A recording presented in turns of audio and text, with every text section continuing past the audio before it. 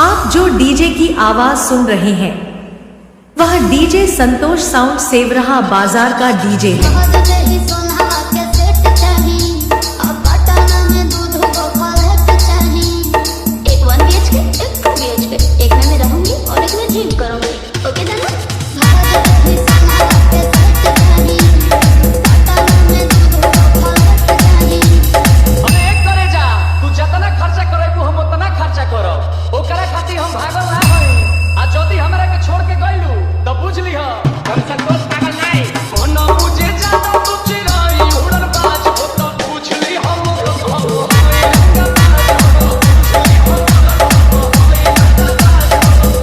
किसी का हो धमाका डीजे संतोष साउंड सेवरहा बाजार का होगा।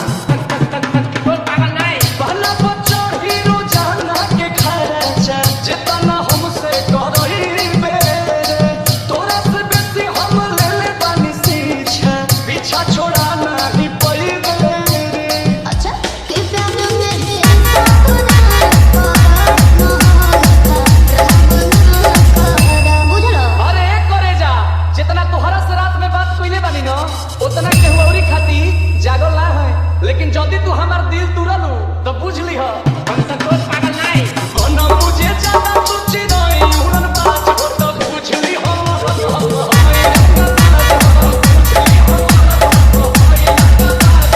Original power bass DJ Santosh sound Sevarha बाजार डीजे बुकिंग करने के लिए संपर्क करें।